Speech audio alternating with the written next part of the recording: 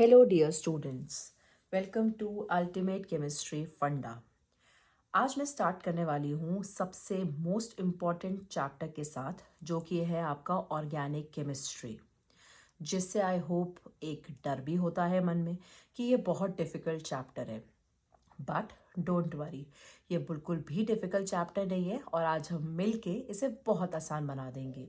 So starting with organic chemistry, सबसे पहले आपको ये पता होना चाहिए कि आखिर ऑर्गेनिक कंपाउंड्स क्या हैं। जब आप बात करते हैं ऑर्गेनिक कंपाउंड्स की, तो सबसे पहले आपके दिमाग में एक चीज़ आती होगी कि आखिर ये है क्या।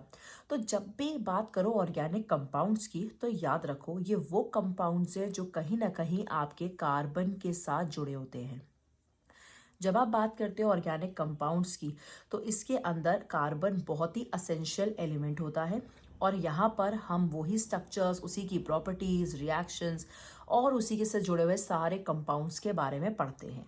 तो उसे हम कहते हैं ऑर्गेनिक कंपाउंड्स।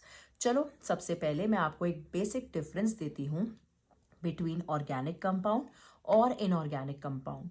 तो मैं आपसे पहले यही रिक्वेस्ट करूंगी कि ये मेरा थर्ड चैप्टर है जो मैं अपना स्टार्ट कर रही हूँ। इससे पहले मैंने सल्फ्यूरिक एसिड और नाइट्रिक एसिड दोनों पोस्ट कर दिए हैं। जिसने भी अब तक वो नहीं देखे हैं तो प्लीज़ जाइए और इसे देखिए। अब चलो स्टार्ट करते हैं बेसिक डिफरेंस जो आपका आता है बिटवीन ऑर्गेनिक कंपाउंड्स के एंड इनऑर्गेनिक कंपाउंड्स के। तो जब आप बात करते हो ऑर्गेनिक कंपाउंड्स की, तो यहाँ पर आपके पास जो है वो कार्बन बहुत ही नेसेसरी एलिमेंट है। बिना कार्बन के यहाँ ऑर्गेनिक केमिस्ट्री पॉसिबल ही नहीं है। बट जब आप बात करते हो इन ऑर्गेनिक कंपाउंड्स की, तो यहाँ पर आपके लिए कार्बन बिल्कुल भी असेंशियल एलिमेंट नहीं होता। इसके बाद जब हम इनकी सॉल्युबिलिटी की बात करते हैं, तो ये सारे के सारे डिसॉल्व कर जाते हैं ऑर्गेनिक सॉल्वेंट में। बट ये सारे के सारे इनसॉल्युबल रहते हैं वाटर के अंदर। जब हम बात करते हैं इनऑर्गेनिक कंपाउंड्स की, तो ये डिसॉल्व करते हैं वाटर के अंदर, बट ये कहीं ना कहीं इनसॉल्युबल होते हैं आपके ऑर्गेनिक सॉल्वेंट्स में। इसके बाद जब हम बात करते हैं ऑर्गेनिक कंपाउंड्स की, तो इनके पास एबिलिटी है कि ये कोवलेंट बॉन्ड को फॉर्म कर सकते हैं और यहाँ पर मोस्ट ऑफ देम ये बनाते हैं आपके आयनिक बॉन्ड्स। ये शो करते हैं आइसोमेरिज्म को। आइसोमेरिज्म क्या है? जब आप एक फॉर्मूले को कई अलग अलग तरीके से दिखा सकते हो तो उसे आप आइसोमेरिज्म कहते हो। इसके बाद ऐसा कोई भी फिनोमेना देखा नहीं गया है इन ऑर्गेनिक कंपाउंड्स के अंदर। इसके बाद इनके पास है कैरेक्टरिस्टिक कलर, ओडर, और यहाँ पर मोस्ट ऑफ देम आपके कलरलेस हैं, ओडरलेस हैं। इसके बाद जो लास्ट रिएक्शन है कि यहाँ पर आपके पास जो मॉलिक्यूलर रिएक्शंस होते हैं वो बहुत स्लो होते हैं। क्यों ऐसा होता है? क्योंकि यहाँ पर लिंकेजेस की प्रेजेंस होती है। जहाँ लिंकेजेस होते हैं उनका ब्रेक करके वापस बनना बहुत ही स्लो काम है।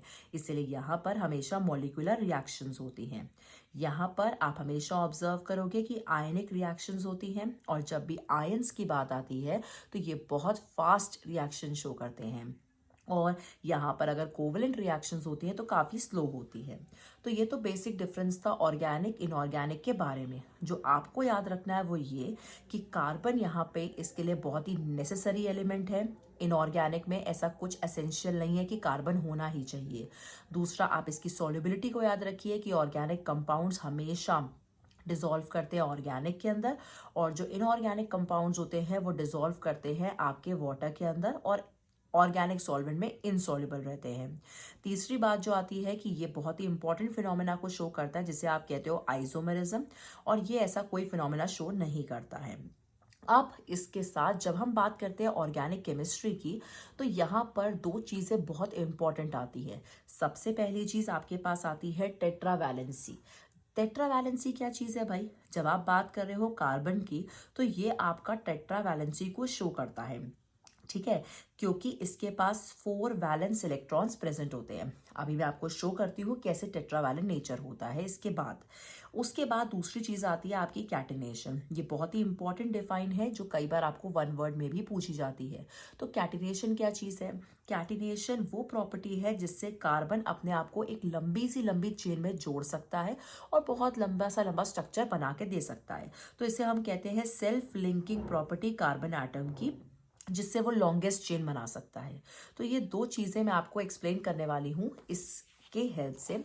जैसे कि आपके पास है ये कार्बन एटम, तो मैंने आपको बोला कि यहाँ पर ये शो करता है कैटिनेशन को। तो कैटिनेशन की जब भी बात आती है तो आप ध्यान रखिएगा कि कैटिनेशन सबसे ज़्यादा मैक्सिमम होता है आपके कार्बन के अंदर, ठीक है। और यहाँ पर क्यों ऐसा है कि कार्बन सबसे ज़्यादा मैक्सिमम दिखा पाता है, क्योंकि यहाँ पर जो कार्बन कार्बन की बॉन्ड एनर्जी होती है वो बहुत मैक्सिमम होती है, ठीक है। इसीलिए ध्यान रखिएगा कि कार्बन हमेशा मैक्सिमम तरीके से कैटिनेशन को दिखा सकता है।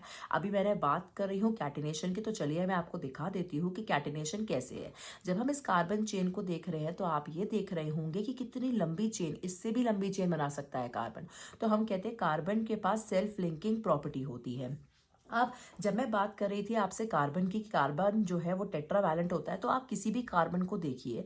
जब आप किसी भी कार्बन को देखेंगे तो हमेशा ये ऑब्जर्व कर रहे होंगे कि कार्बन हमेशा 4 बॉन्ड्स बना रहा है, क्योंकि ये कैसा है, टेट्रावैलेंट।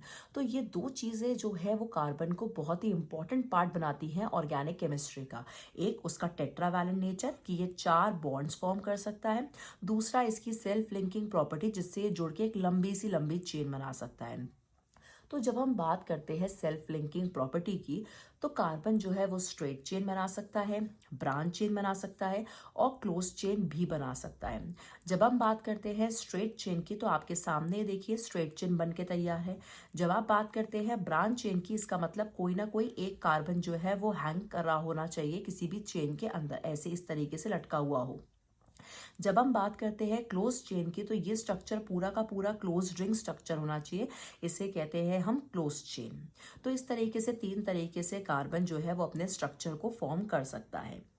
इसके बाद अब कार्बन जो है वो टेट्रावैलेंट तो है, तो अब कई बार क्या होता है कि कार्बन को अपनी वैलेंसी को सेटिस्फाई करना पड़ता है।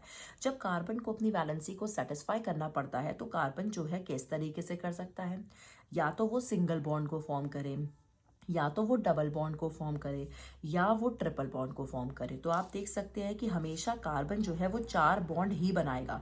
तो चाहे वो सिंगल बॉन्ड से बनाए, चाहे वो डबल बॉन्ड से बनाए। अब आप देखिए 1 2 3 और 4 बॉन्ड बन रहे हैं। अगर आप एक कार्बन के लिए गिनेंगे तो ये डबल बॉन्ड है। कार्बन जो है वो ट्रिपल बॉन्ड के साथ भी बॉन्ड को अपना बना के अपने बॉन्ड को सेटिस्फाई कर सकता है। तो इस तरीके से जो कार्बन है वो अपनी वैलेंसी को सेटिस्फाई करता है। तो ध्यान रखिएगा कि कार्बन हमेशा टेट्रावैलेंट नेचर को ही शो करता है। कभी भी ये मत सोचिएगा कि कार्बन में आप 4 के बाद एक और बॉन्ड बना सकते हैं। इसके बाद जो मैं लास्ट चीज़ आपको दिखाना चाहती हूँ, अभी मैं जस्ट बेसिक से स्टार्ट किया है, तो नेक्स्ट चीज़ आपके पास है स्ट्रक्चर।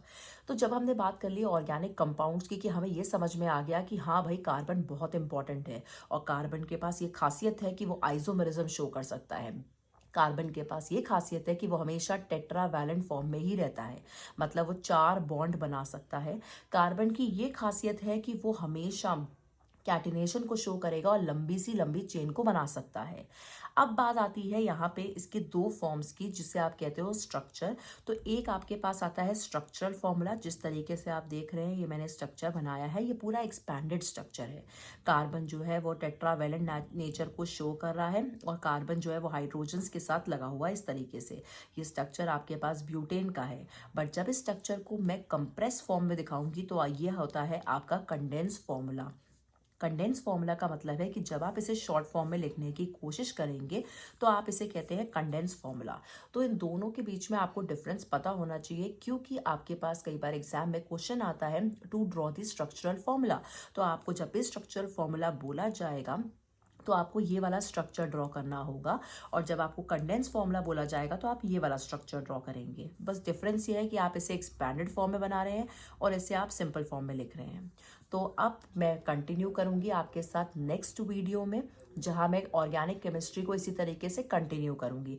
तब तक के लिए आप इतना पूरा रिवाइज करिए, and I will meet you in the next video. Thank you so much.